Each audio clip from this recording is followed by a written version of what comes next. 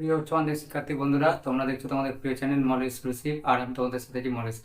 তো বন্ধুরা, তোমাদের বাংলা, ইংরাজি, নিউট্রিশন আমি যে প্রশ্নগুলো সাজেশন দিয়েছিলাম সেখান থেকে তোমরা নিশ্চয়ই কমন পেয়েছো এবং তোমরা দেখেও নিয়েছো।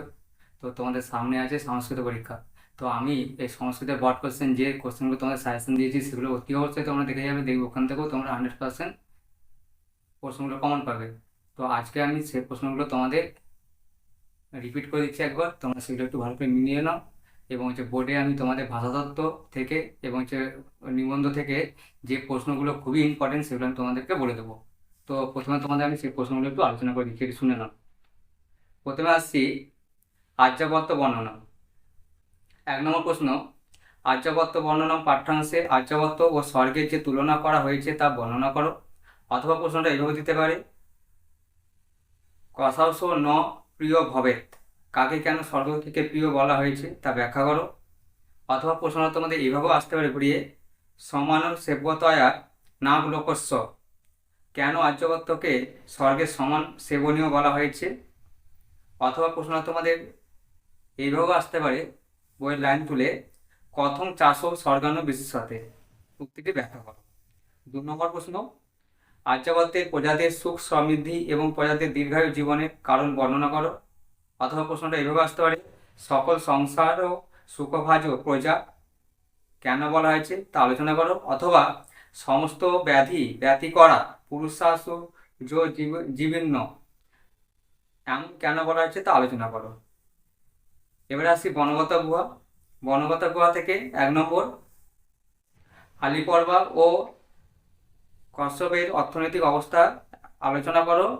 অথবা প্রশ্নটা তোমাদের এইভাবে দিতে পারে, অলিপর্বার চরিত্র আলোচনা করো। 2 নম্বর, দারুম চ সপদি সংবৃতম, কোন দ্বার ঘটনাটি তা বর্ণনা করো।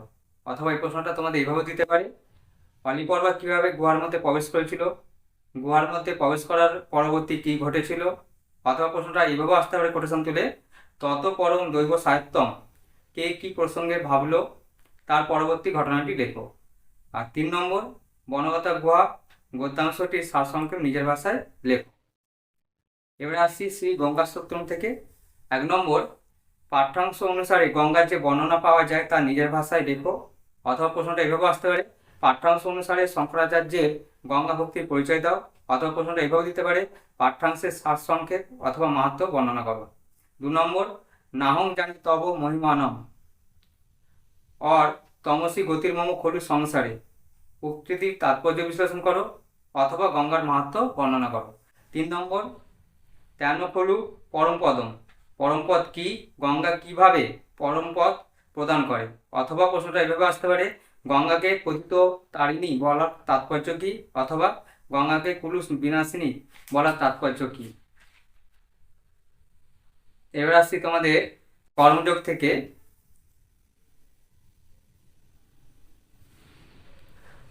1 নম্বর, ভগবান শ্রীকৃষ্ণ যে নিষ্কাম কর্মযোগের কথা বলেছেন তার বিবরণ দাও। অথবা কর্মযোগ অংশটির সারমর্ম লেখো। 2 নম্বর, মিথ্যাচারী কে, মিথ্যাচার বলতে কি বোঝানো হয়েছে তা আলোচনা করো। আর 3 নম্বর,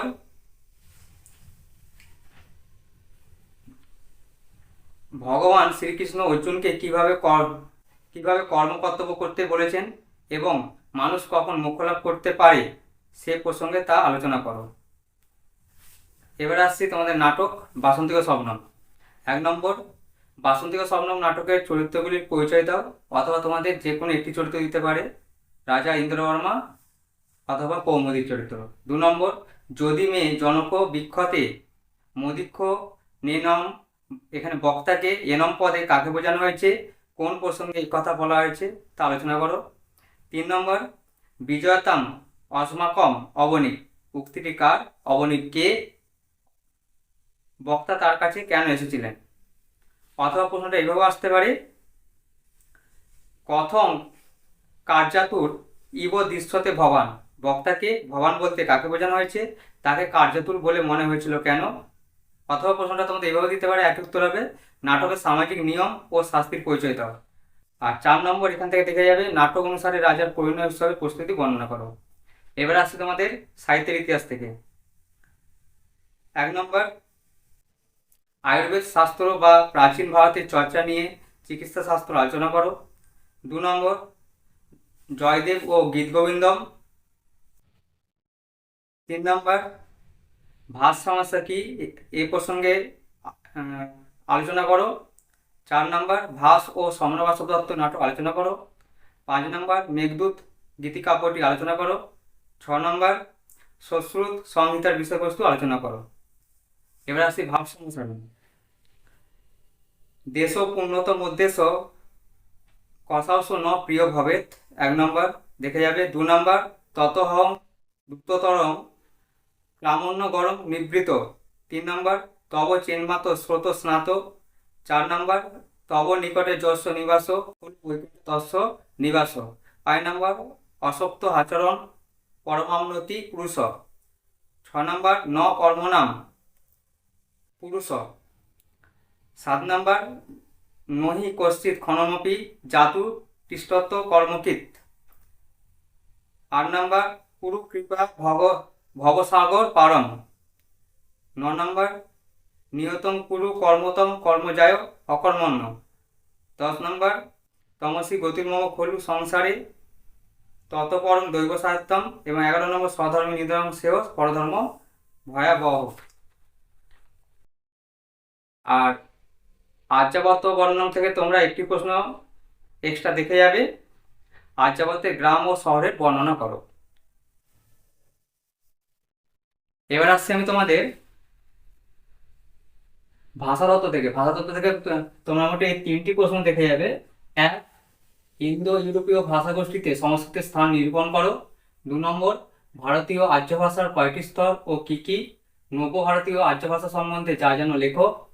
আর 3 নম্বর হচ্ছে ইন্দো ইউরোপীয় 10টি ভাষাগোষ্ঠীর সম্বন্ধে আলোচনা করো। আর তোমাদের যে নিবন্ধ দেয়, নিবন্ধ থেকে তোমরা এই 3টে দেখেছো, আশা করি এর মধ্যে তোমাদের একটি এসে যাবে। 1 নম্বর পরিবেশ দূষণম অথবা পরিবেশ দূষণম তত প্রতিকারশ্চ। 2 নম্বর মম আদর্শ পুরুষ অথবা এটাকে এভাবে দিতে পারে স্বামী বিবেকানন্দ। তার 3 নম্বর বিদ্যারত্ন মহাধন। তো বন্ধুরা, তোমরা সংস্কৃত এইগুলো একটু ভালো করে দেখে যাও। তো আশা রাখি তোমরা সংস্কৃত পরীক্ষায় এখান থেকে তোমরা কোশ্চেনগুলো কমন পাবে, ঠিক যেমনটি বাংলা থেকে নিউট্রেশন অবধি যেমন তোমরা সাজেশন পেয়েছো কমন। তো রাখছি, তোমরা এগুলো একটু ভালো করে দেখে নাও এবং খাতার মধ্যে নোট করে নাও।